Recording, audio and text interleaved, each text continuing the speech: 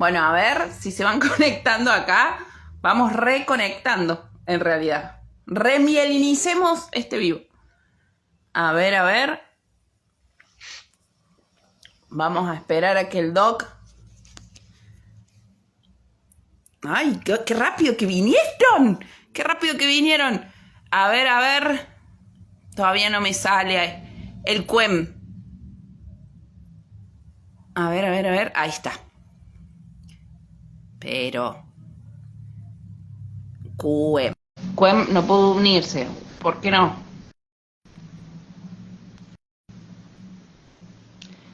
A ver ahí. Ahí está. A ver, Ahí está. Yo te escucho ¿sabes que sale de bien. vuelta el eco? No, no ¿Seguro? tengo A ver, sí.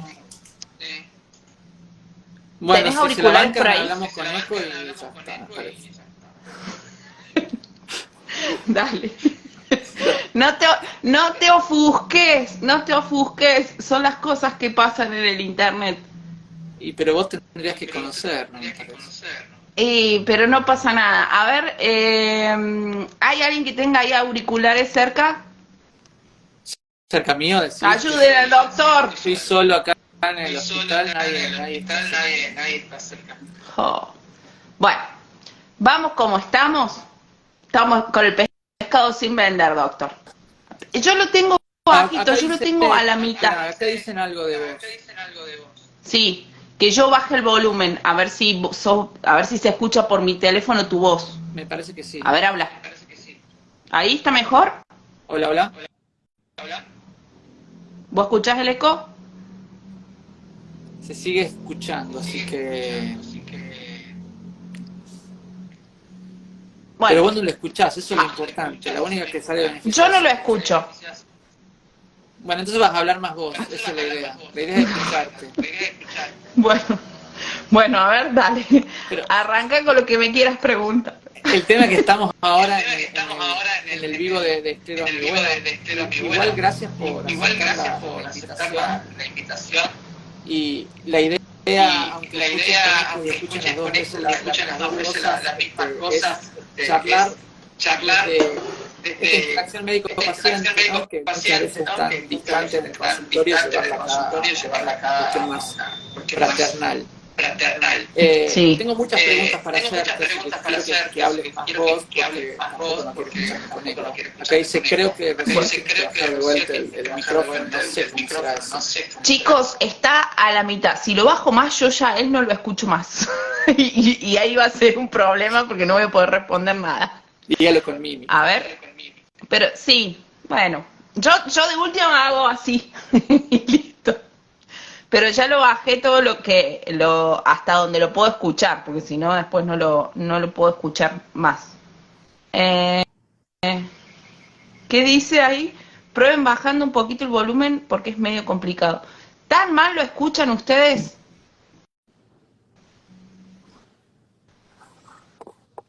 Suspenso. Bueno, Vamos a ver. no, yo no tengo auriculares. Me parece que es... Porque Intuyo que se escucha doble, pero no entiendo si será así o no. Pero esperen un poquito. Paren, a ver si andan los auriculares estos que son inalámbricos. Vamos a probar. Vamos a intentarlo todo. A ver. Ah, Feli, ¿me prestás los de gatito? No sé si están cargados, pero usarlos. ¿Tienen cable? No. No. No tienen cable. Ahora vamos a probar con estos. Como verán, dejamos todo en los vivos. Está muy bien. A ver. Bueno, es un poco un vivo esclerótico. Y ahora sí. Las conexiones. Me robaste el protagonismo.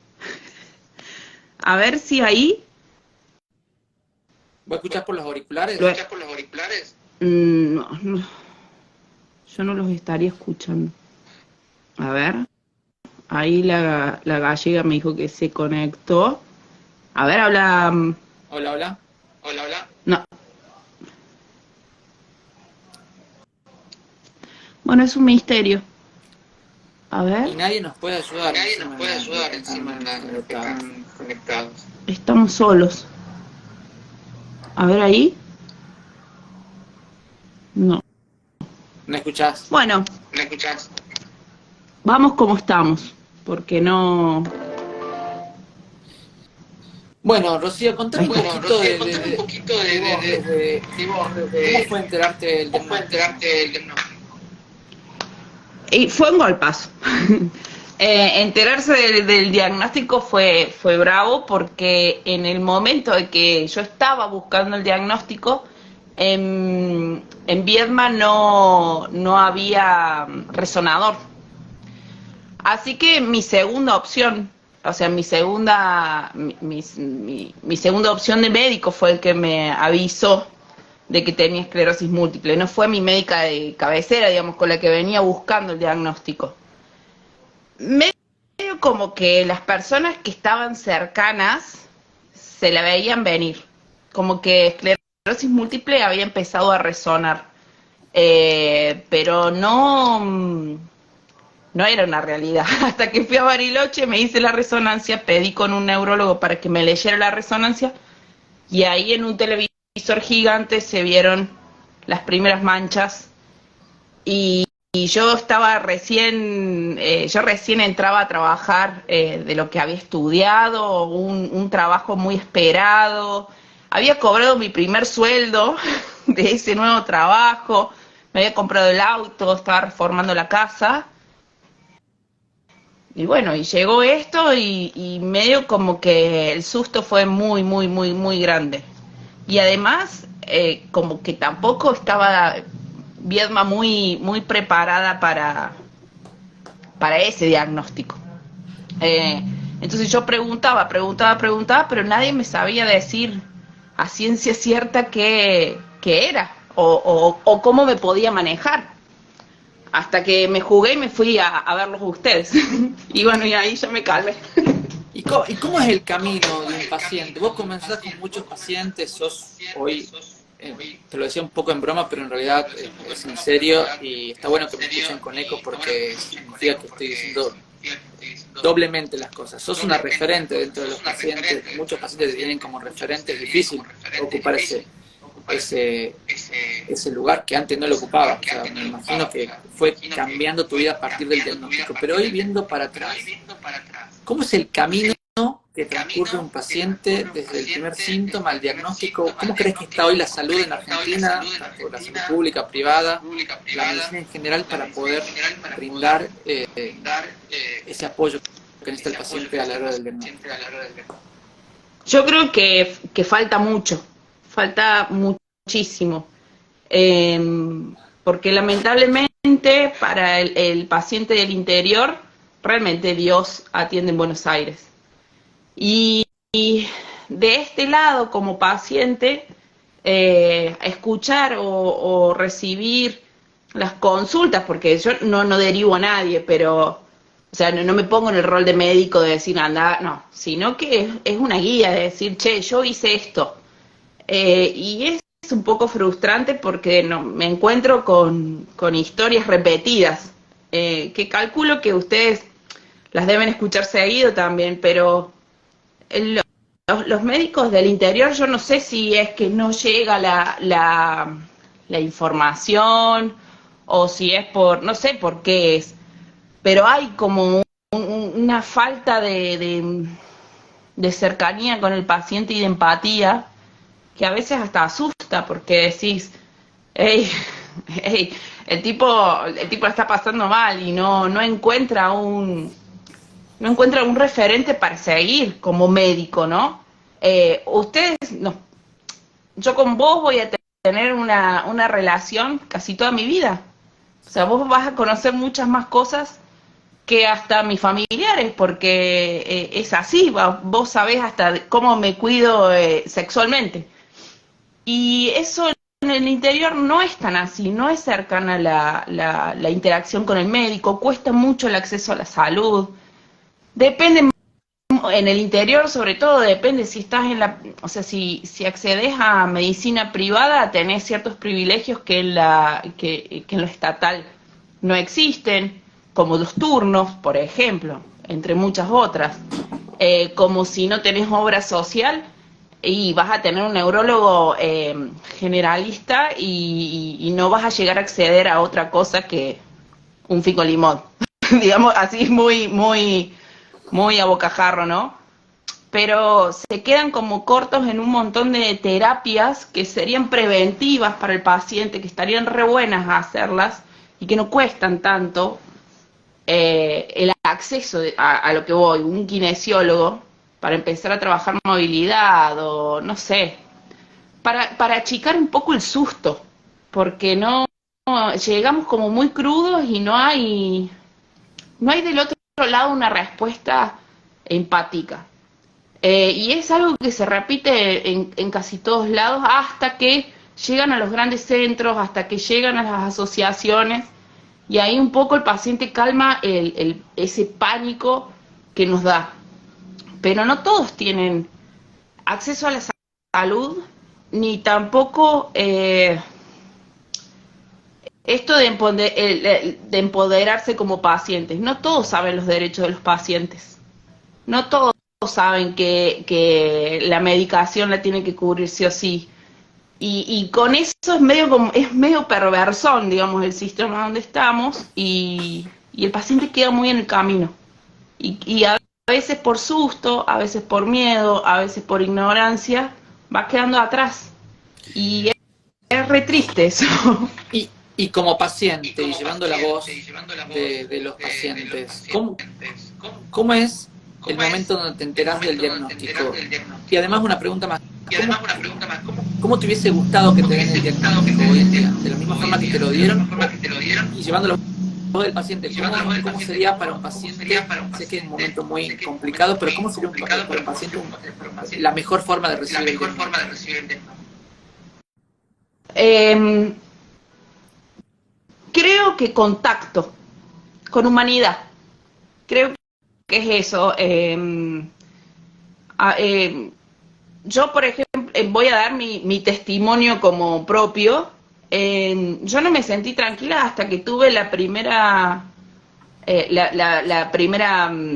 interacción con vos, que me dijiste: me voy a tomar toda la mañana para explicarte todo lo que quieras. Hasta habían pasado 9 meses que nadie se había tomado un tiempo para hablar conmigo y explicarme y sacarme las dudas.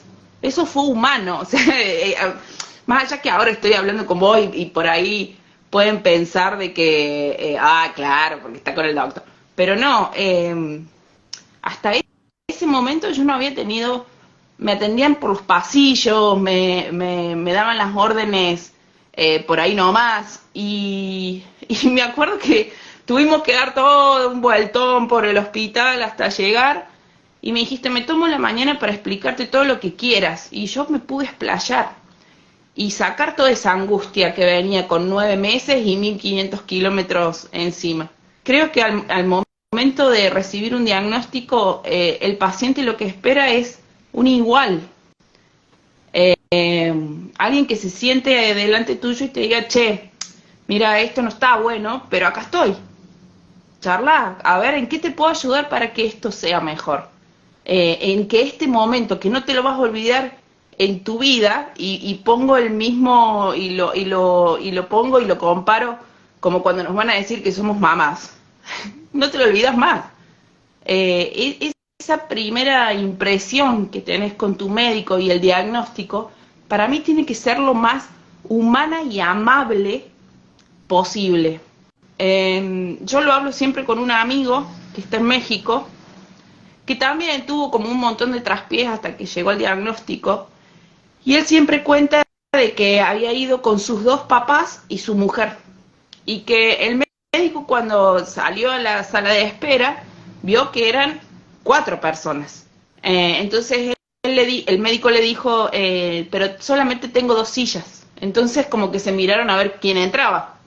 Y el médico, lejos de hacer, digamos, ponerlo en la elección, porque el médico sí sabía que él iba a recibir el diagnóstico, fue a buscar 2 sillas más. Y eso es lo que más le impactó del diagnóstico. Lo que más recuerda a él fue ese acto de humanidad, de decir, o sea, se iban a ocupar los familiares de escuchar, porque él estaba se disoció, claramente, después de escuchar el diagnóstico se fue.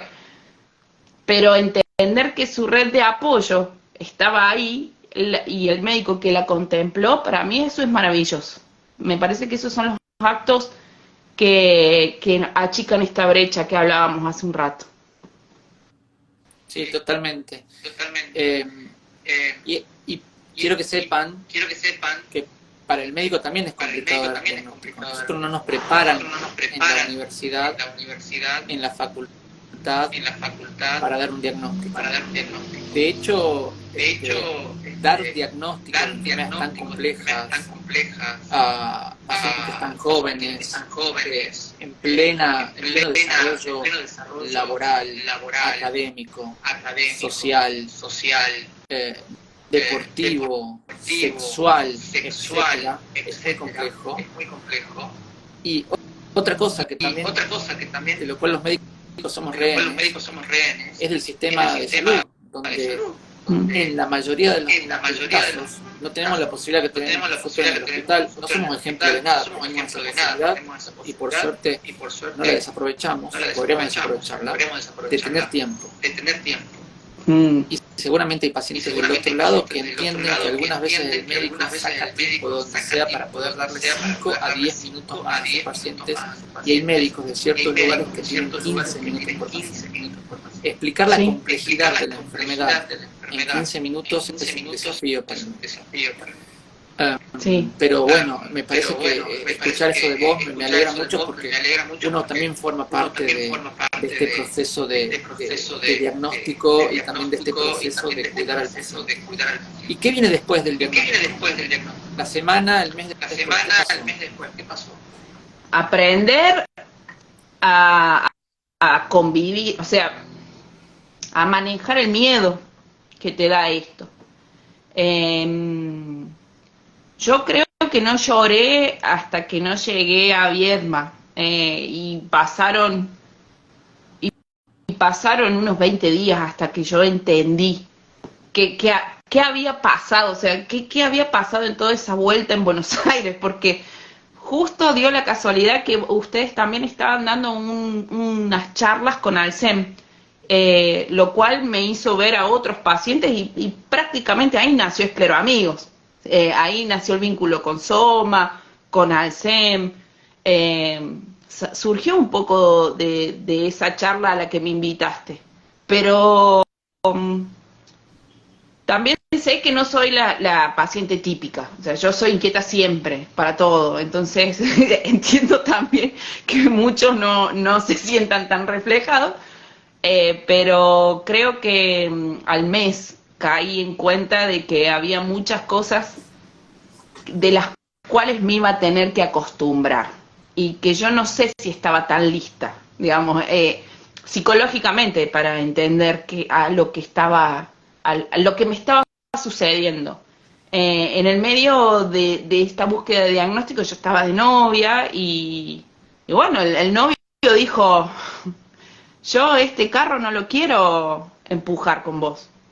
Y si bien ahora, después de mucho tiempo, entiendo que fue lo mejor, fue como un baldazo de muchas cosas a cambiar, y que era como que uno había proyectado: a mis 33 voy a tener la casa pintada, el auto, trabajar, me voy a ir de vacaciones a no sé dónde, y no.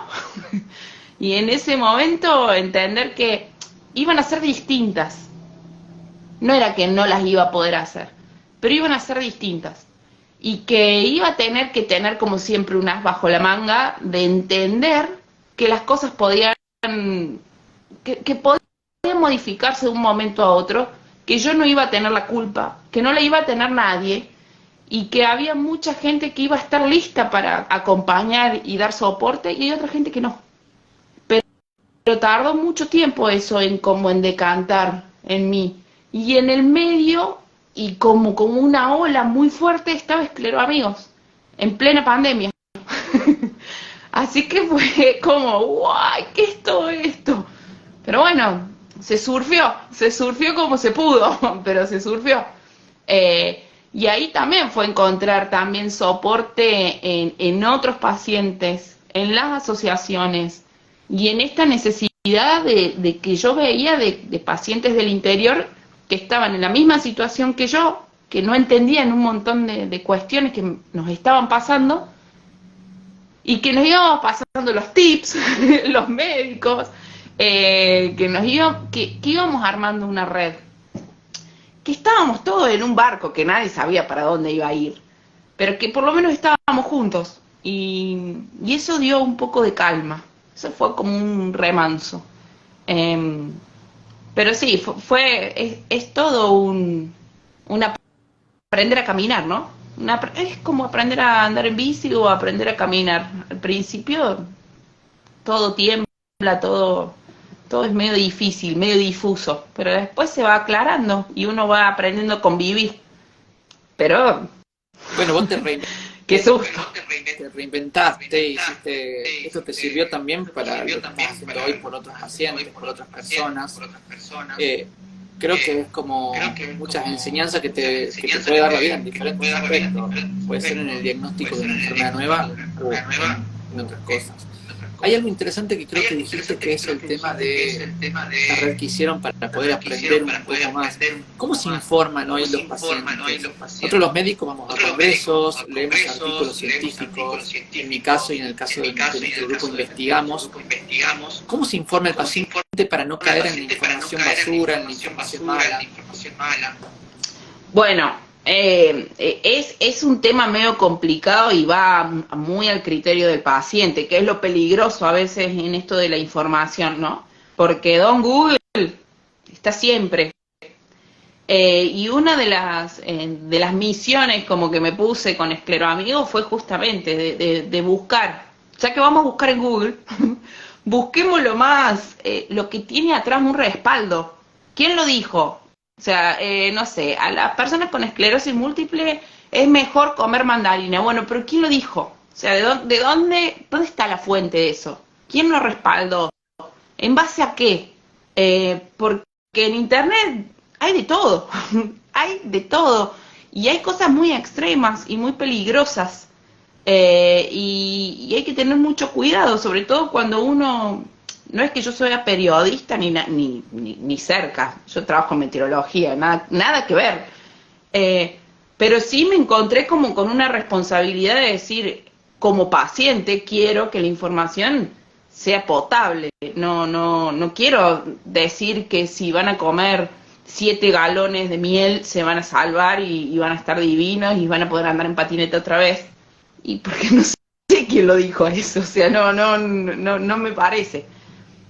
Me parece que, como vos decís, nos falta todavía a los pacientes.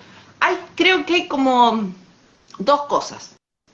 Una, el paciente que realmente quiere saber, o el familiar que quiere saber sobre esto, sobre una gestión positiva, por decirlo de alguna manera. Y está el paciente que está negado. Ahí no hay mucho por hacer, porque si el paciente no quiere, no va a haber manera, ni que le entres por el humor, ni que le entres por la información, no va a haber manera porque lo va a ver todo como un ataque. Pero el paciente que está siendo positivo genera redes, sin querer, o sea, empieza a decir, yo creo que lo mejor que tiene Escleroamigos fueron los esclerotips, tengo calor, no veo, ¿qué hago? A ver, ¿a quién más le paso? Entonces a mí me pasó, a mí mi médico me dijo que, y ahí nos fuimos conectando, y ahí nos fuimos haciendo red, y los lunes se esperan mucho los esclerotips, y hay veces que no me dan los dedos para poder repostear lo que me mandan, porque mandan mucho, porque mandan un montón, y lo hacen realmente desde lo más honesto de su experiencia. Hasta ahora no me ha tocado, en los 2 años que están los esclerotips, no me ha tocado nadie con mala leche de decir, no, ponete aloe vera adentro de la pupila, porque eso... No, nadie. Y esto siempre de reforzar que hablen con ustedes. Reforzar, a ver, te dijeron que te pusieras aloe vera en la pupila. ¿Quién? No, doña Tota. Bueno, ¿y doña Tota qué sabe de esclerosis múltiple, aloe vera y pupilas? De última, consultalo. ¿Por qué no lo consultás primero con tu doc?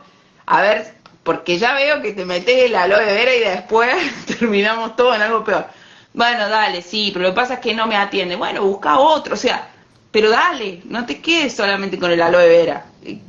Porque si no, vamos a estar siempre fritos, vamos a estar siempre en esto del manochanta, digamos. Hay mucho de eso que también aprovecha esto que los pacientes tenemos, que a veces es desesperación, querer estar sanos, querer salir porque estamos asustados. Entonces hay que cuidarnos también entre nosotros de todo eso. No, seguramente que sí. Hay gente que está uniendo recién ahora, hay muchos que están comentando que se escucha con eco, lamentablemente, lo que son nuevitos van a escuchar con eco el resto de los minutos, pero no, que no los desaliente y no se desconecten. No se vayan. Estaba leyendo recién acá en el chat a la gente que había dos pacientes, perdón, no recuerdo el nombre porque ya pasaron en la lista para arriba, que todavía no salen del asombro y que no pueden superar el diagnóstico. Creo que vos en tu comunidad, en tus redes de escleroamigos tenés un sinfín de historias. ¿Cómo vos desde el lado del paciente? Porque por ahí muchas veces el paciente dice, pero bueno, doctor, para usted es muy fácil porque no lo tiene, porque no siente la fatiga, no siente el hormigueo, no siente la pesadez de piernas. Por ahí empatizarían mucho más con una persona con un par, ¿no? ¿Qué es lo que vos, ¿Cómo le hablas a estos pacientes que no pueden superar el diagnóstico desde el lado tuyo de paciente? Primero, que le den lugar a todas las emociones, que es algo que tampoco se habla mucho, ¿no? De la parte emocional de la esclerosis múltiple. O sea, también entiendo que el médico en un día no te puede contar el compendio de cosas que tiene la esclerosis múltiple. Pero lo primero que les digo cuando llegan escleroamigos y empiezan a contarme es, estoy enojado, pero mejor no digo, no, o sea, está enojado, o sea, dale lugar a esa emoción, porque a veces pues, es contraproducente, y esto de comunicar todo el tiempo lo que te está pasando, sobre todo el entorno en el momento del diagnóstico. Porque por ahí me dicen, no, mi mujer me tendría que entender. No es adivina tu mujer, es tu mujer, es otra persona que también está lidiando con enterarse de que la persona que quiere tiene un diagnóstico. O sea, también debe estar pasando toda una cuestión emocional ahí que hay que darle lugar. Yo siempre digo, si no tenés ayuda terapéutica, búscala, pero habla con otro. Escribí un diario, pero sacate la angustia sobre todo y el susto, porque es susto. Es como que nos dicen esclerosis múltiple y se viene porque Don Google lo primero que nos muestra es la silla de rueda, la discapacidad, pero en un grado terrible, y por ahí tenés 28 años, tenés 30 años, tenés 45 años, te estás haciendo la casa, los nenes son chiquitos, tus hijos son chiquitos, y ves eso, y sí, y hay una frustración y un enojo, y es válido, y está bien, pero sácalo, o sea, sácalo de una manera obviamente sana, para que no se generen otras cosas, pero siempre que vienen es, habla con tu médico, empezá terapia, o empezá algo que te ayude como a alquimizar esto que te pasa, encontrar un para qué, no un por qué a mí, no es por qué a mí, nadie en el universo te mandó un maleficio de esclerosis múltiple, pero y tampoco hiciste nada para tenerla. Bueno, relaja, o sea, relaja con eso y fíjate para qué vino eso. ¿Qué sé yo? ¿Para que seas un deportista de alto rendimiento? Capaz que sí. Y vos sentís, y a ver, quiero escuchar los comentarios del otro lado, si lo que al médico le importa de la esclerosis múltiple, resonancia magnética, los reflejos, así cuando te revisamos en la camilla, una recaída, etcétera. No es lo que más le importa al paciente, o sea, muchas veces hay una disociación de qué jerarquiza el médico y qué jerarquiza el paciente. ¿Ustedes sienten eso como paciente?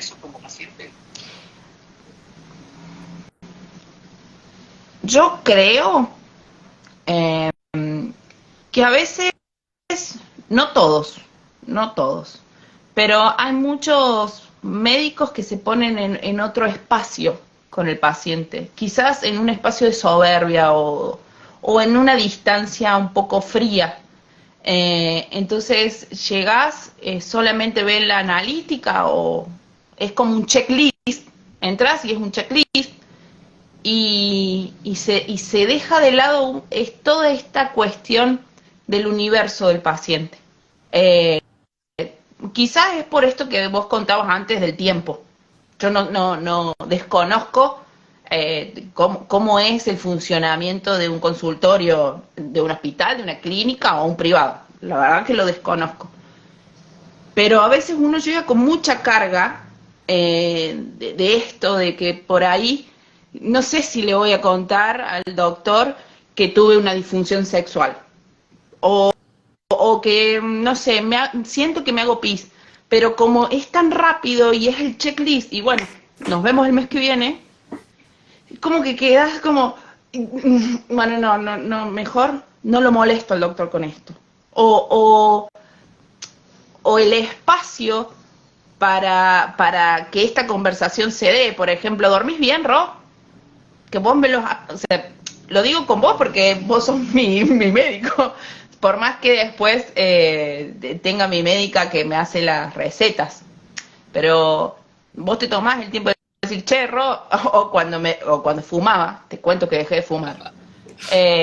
No fumen. Ro, el último, ¿no? O sea, ese juego, ese estar a la par, esa empatía, esa humanidad, es la que nos permite hablar con ustedes mucho más frontal. Mucho decirte, vos sabés que me parece que tuve una depresión, o me parece que estuve triste mucho tiempo. Quizás vos lo traducís clínicamente en una depresión. Yo no sé si eso fue una depresión, pero por ahí vos en esa conversación sí enganchás qué es lo que pasó. A veces no está ese espacio y está esta cuestión de que el médico está como muy alejado de mi mundo y ahí se pierde un montón de información. Si estoy comiendo bien, si duermo bien. Entiendo ahora un poco mejor esto que vos decís de los tiempos.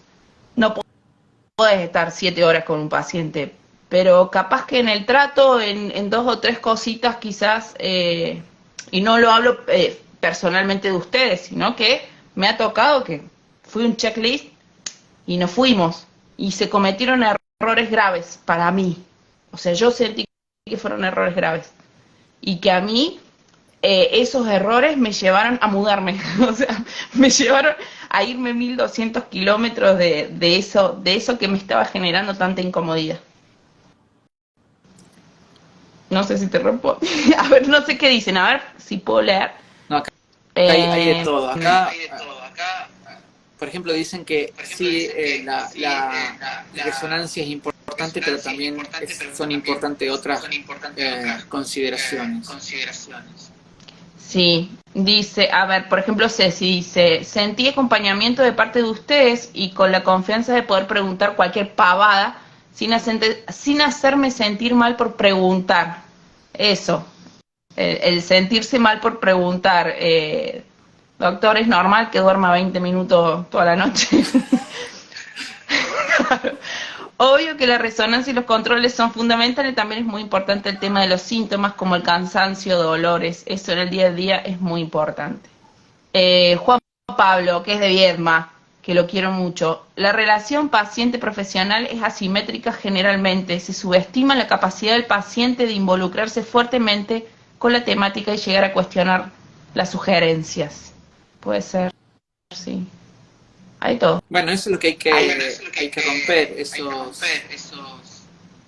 ese tipo de paradigma hay que derribar y hablo lento para que el eco me permita se permite escuchar, pero me parece que cada vez se está derribando más ese paradigma. No sé del otro lado qué opina, pero me parece que la medicina paternalista está cada vez más desapareciendo, cada vez más está el paciente en el centro de la toma de decisiones. Por ejemplo, que el paciente se involucre, que la paciente se involucre en la decisión de un tratamiento. ¿Cómo lo ves vos a eso? De darte la información necesaria, la sanción necesaria y que juntos decíamos un tratamiento. Para ustedes es mejor, es peor. Muchos pacientes me dicen, doctor, yo quiero que usted lo dice, sí, el que estudió es usted, no yo.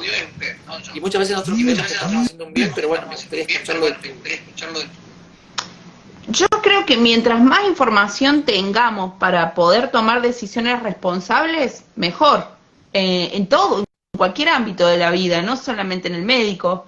¿Qué mejor ser protagonista de tu salud? O sea, es mi cuerpo. ¿Quién mejor que yo voy a saber si este dolor es normal o no? Y si vos me enseñás a comunicarme con vos en un lenguaje que podamos entender los dos, es genial. Porque, o sea, es un ganar-ganar. Yo lo veo como un ganar-ganar. Si vos me estás enseñando a cómo comunicarme, o cómo, por ejemplo, entender qué es un brote y qué no, entender lo que es un síntoma y lo que no, yo me asusto menos. Lo voy a poner como ejemplo porque después en los esclerotipos lo vimos mucho. Y fue cuando empezó a hacer calor. En el primer año de diagnóstico empezó a hacer calor y me empezó a doler el ojo. Yo dije, otra vez brote. Y nadie me sabía decir si era un brote o no. Y me dijiste, no, Ro, lo que pasa es que con el calor pasa esto, esto y esto y te va a doler.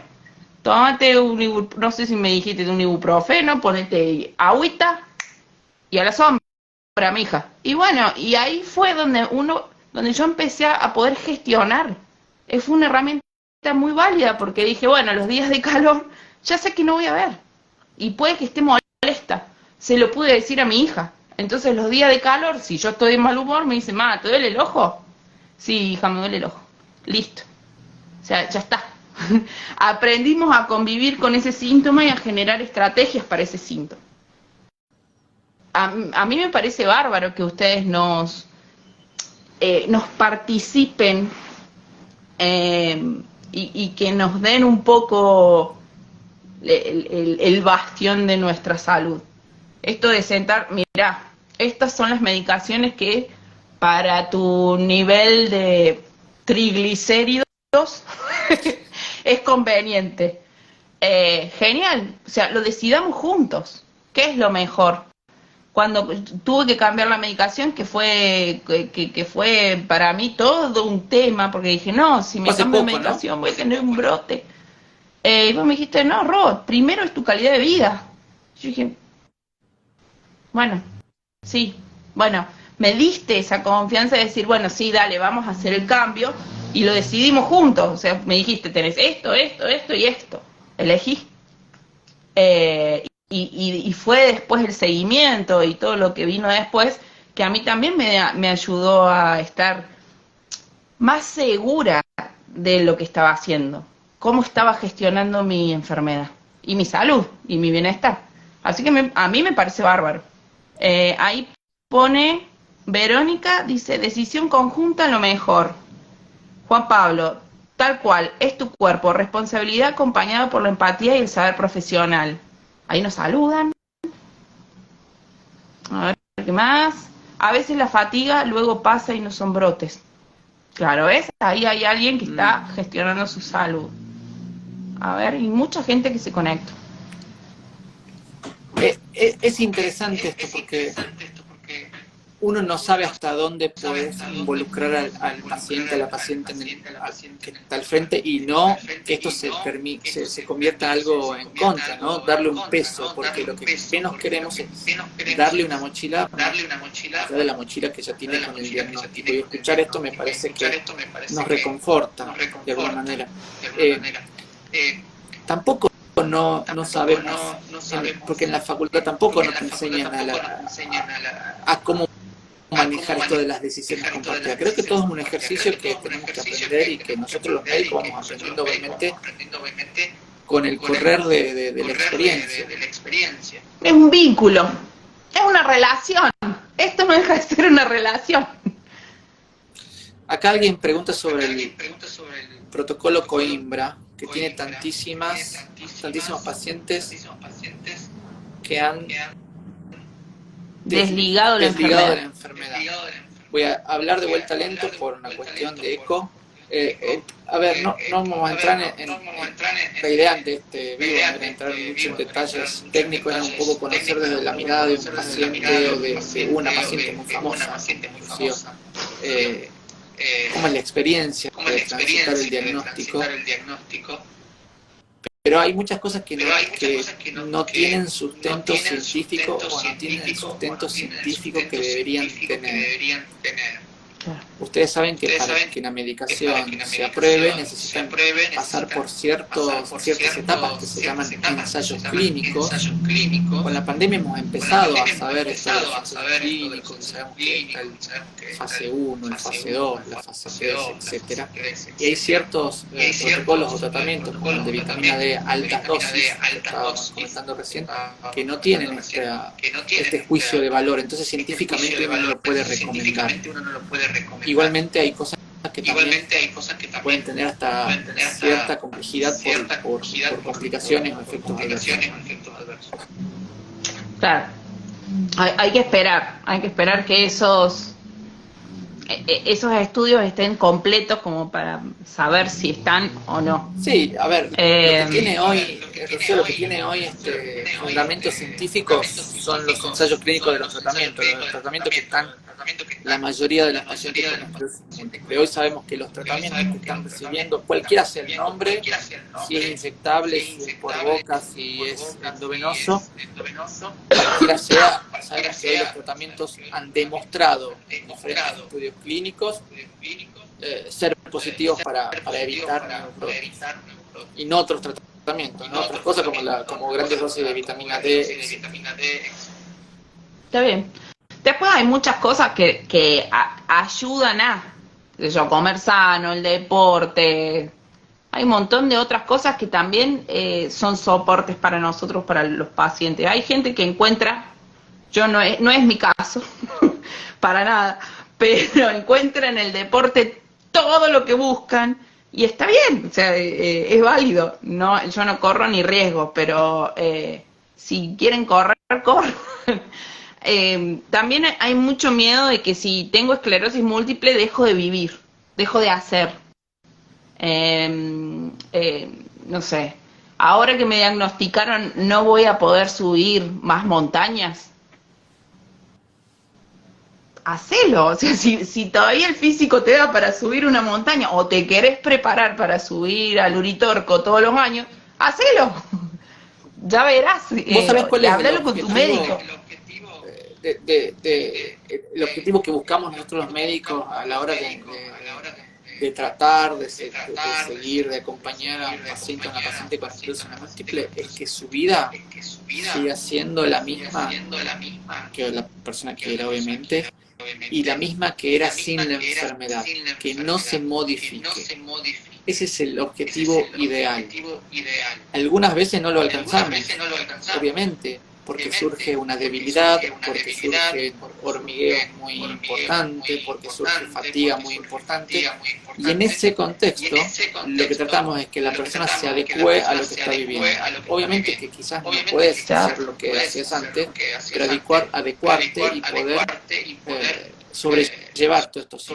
Me parece que es el deseo que tenemos siempre. ¿Y cómo logramos esto? Con el cuidado de la enfermedad, principalmente, obviamente, en la mayoría de los pacientes utilizando medicamentos, comunicando tratamientos que están aprobados para tal fin. Y no olvidarse del tratamiento de los síntomas, de la rehabilitación y de todo eso. Perfecto. Sí, pues sí, pues sí. Yo no sé si hay alguna pregunta, alguna consulta acá del... A ver. Yo a esta hora no veo mucho. Ya no veo por lo general, a esta hora menos, y con la letrita. Ya hemos dicho esto. Por acá había visto de que, no me acuerdo quién comentaba, de que a su hija le habían dicho que busque en Google el tratamiento y que decida.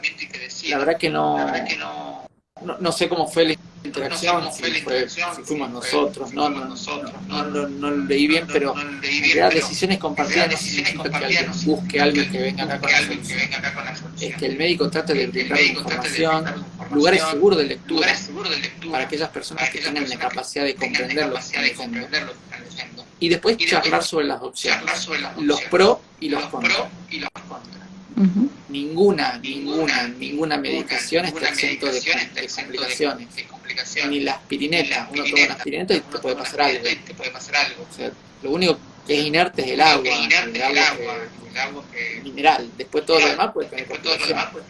Entonces, obviamente que uno debería saber los pros y los contras de cada tratamiento y saber cómo cuidarlo. Algo muy interesante que hemos visto nosotros fue cambiando con el tiempo y con los pacientes más involucrados en la lectura, es el miedo porque siempre había mucha aversión al miedo. Cuando tenía un tratamiento muy fuerte me decían, no, prefiero no ponérmelo por complicaciones. Pero me parece de que hoy se sabe, y esto es importante que todos los pacientes entiendan, que si los médicos saben manejar los tratamientos y prevenir las complicaciones de los tratamientos, la gran mayoría de los tratamientos son muy pero muy seguros. Aún los que uno tiene más miedo porque se da por vena, por ejemplo, o lo que sea. Eso es importante que porque muchas veces uno toma una mala decisión, decir, bueno, no quiero un tratamiento que me exponga a tales riesgos por el miedo de los riesgos. En realidad, si un médica sabe cómo evitar o cómo cuidar esos riesgos, me parece que los tratamientos en la gran mayoría son muy seguros. Eso es importante.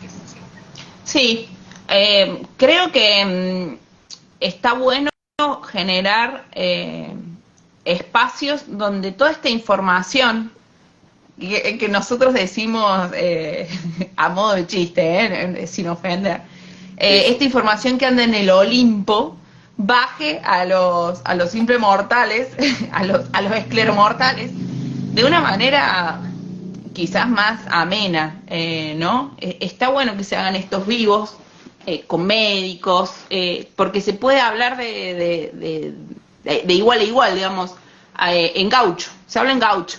Esto de decir, los tratamientos son seguros y no leer el prospecto que no entendemos nada, o por ahí escuchar una cátedra, o meterse en no sé, en esas charlas que son solamente para médicos y que no entendés nada, que al final terminas más confundido. O sea, me parece que está bueno generar espacios donde esta interacción sea fluida. Es decir, no sé, se aprobó el nuevo medicamento Mejoralito. Bueno, doctor, ¿de qué se trata? No, el Mejoralito va a funcionar sobre, no sé, la gente que tiene dolor de codo. Ah, buenísimo. ¿Y lo puedo usar para el dolor de rodilla? No, Rocío, para el dolor de codo. Ah, genial. Entonces, empezar a aclarar estas cosas que ustedes sí entienden, pero nosotros no. Qué sé yo, los linfocitos T y todo lo demás, lo sabrás vos. Sí. Yo, es como que a veces, yo entiendo también por el lado de los pacientes como que quieren saber demasiado. Para eso están ustedes, o sea, para eso estudiaron y por eso se arrancaron los ojos en la universidad. Hay que encontrar un espacio donde hablar estas cosas el aprendizaje de comunicación normal, digamos, en gaucho de las cosas que están pasando. Bueno, a ver, este espacio que estamos teniendo hoy, más allá de las complicaciones técnicas, me parece que es un espacio excelente de intercambiar y de que nosotros los médicos, en este caso yo, pueda aprender de vos y vos como en representación de los pacientes de las cosas que a ustedes les interesa y de vivencia que por ahí hasta no hemos podido tocar en el consultorio. Pero también me parece que más allá de esto, que es sumamente interesante, leí por ahí alguien que puso que bueno que las tecnologías, en mi época no había ni celular. Eso reí mucho el comentario. Me parece que también eso forma parte del día a día de la relación médico-paciente. El médico, la médica, tomarse el tiempo para poder, obviamente, sacar esas dudas, pero tienen que entender esto. Muchas veces no se habla de algo, no porque el médico o la médica no quiere, porque muchas veces no te da el tiempo, como dije, y algunas veces tenés el tiempo y no te pasó en ese momento por la cabeza. Es muy bueno que el paciente sea proactivo. Claro. Vos preguntás mucho en la consulta, y hay muchos pacientes que vienen acá, y hay pacientes que vienen y anotan en el cuaderno. Eso es lo que hay que hacer. Sí. Hay que ser proactivos en la consulta, y muchas veces si el médico o la médica no saca el tema de forma espontánea, que puede pasar, es bueno que del otro lado sí lo saquen. Que lo saquemos nosotros. Totalmente. Y sin pudor. Esto, sobre todo porque me llega mucho por privado, cuando estuvimos hablando mucho con la sexóloga el anteaño, llega un montón, le digo, pero no le pregunto, yo porque soy recargosa, o sea, yo soy de preguntar mucho, pero entendí que hay mucha gente que tiene mucho pudor de hablar, y el médico estudió anatomía, o sea, no va a encontrar nada que no haya, que por lo menos no haya leído alguna vez, así que hablen, hay que sacar un poco ese miedo, ¿no? Creo que la palabra es miedo y susto la que tiene por lo general el paciente. Es un mundo tan desconocido para nosotros, porque no ven, la esclerosis múltiple o cualquier diagnóstico no te trae los drivers, no te trae el manual. No es que te dan el diagnóstico y te dan un libro y te dicen, bueno, acá tenés el manual de usuario, cualquier cosita me consultas. Y creo que cuando a ustedes les llega un paciente, tampoco les llegamos con el manual.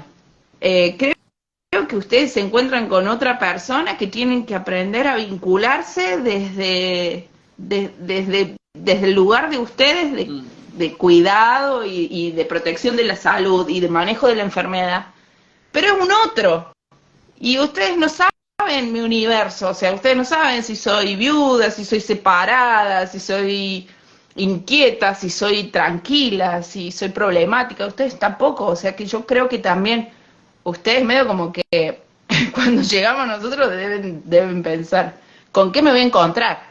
Así que me parece que estos espacios donde nos aflojan un poco, y decir, bueno, che, también ten en cuenta que el médico es también padre, es también hermano, es también hijo, es también amigo, tiene tiempo libre, le gusta ir a pescar, o sea, no vive para vos. Puede tener un mal día, pero habla, conversá con él, o sea, esto va a ser un vínculo para toda la vida. Y también está esta opción que en el interior a veces mucho no se da, pero si no estás conforme con esa relación, es como cualquier otro vínculo, busca otro que sí te sientas cómodo, donde sí puedas seguir creciendo en este que es tu salud. Porque a veces nos quedamos con esta idea de que, no, si el doctor lo dice, bueno, pero por ahí el doctor también se puede, o sea, hay un margen de humanidad en el doctor, o sea, chiquemos esto. A veces nosotros también los endiosamos, los ponemos en el Olimpo. Sí, totalmente. No somos máquinas, básicamente. Y esto de también de respetar un poco la privacidad del doctor, ¿no? Esto de, chicos, un domingo no, o sea, si no tenés un brote, si no estás en una emergencia y tenés la confianza para poder hablar bien con tu médico, no lo llames un domingo 11 de la noche, porque es papá, porque está preparando a los chicos para ir a la escuela el lunes, porque está viniendo de un asado, o sea, tiene una vida el doctor. Bueno, pero yo creo que, volviendo a lo que decías vos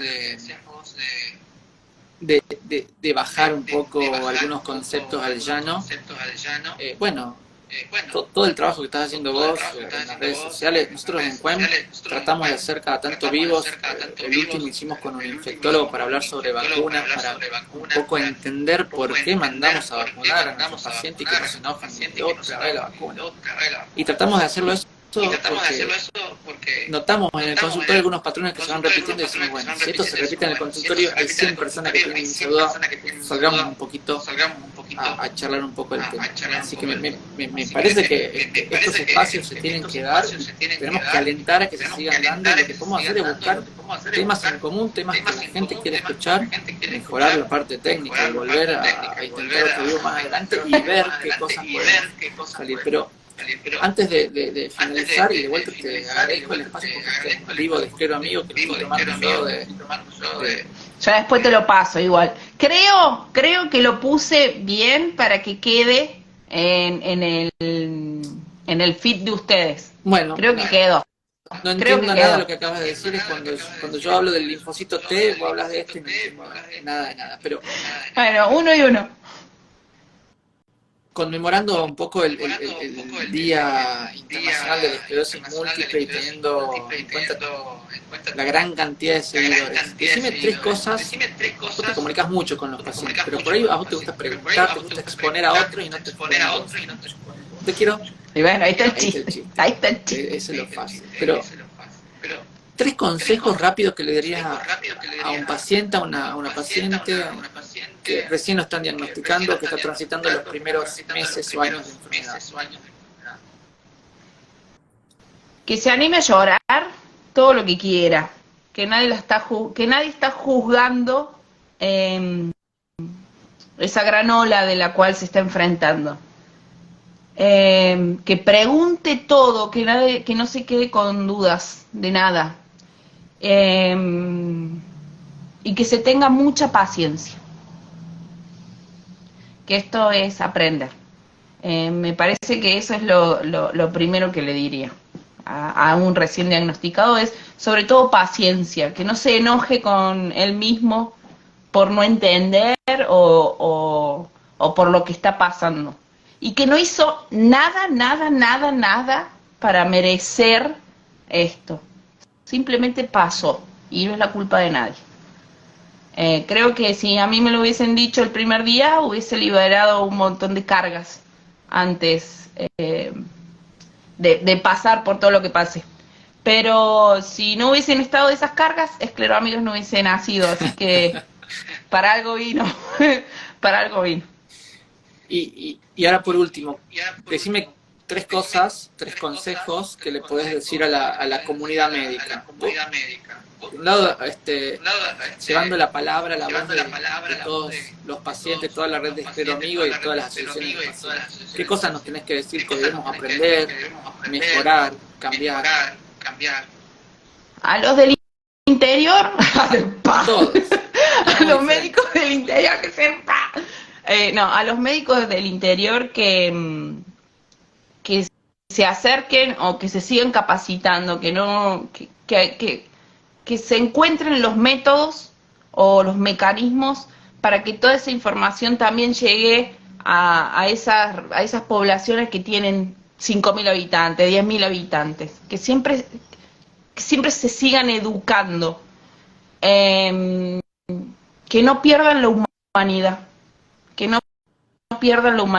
no nos subestimen, que esto es un vínculo y que podemos salir beneficiados ambos como seres humanos, más que como doctor y como paciente. Como seres humanos podemos seguir creciendo los dos, que no se pierdan esa oportunidad.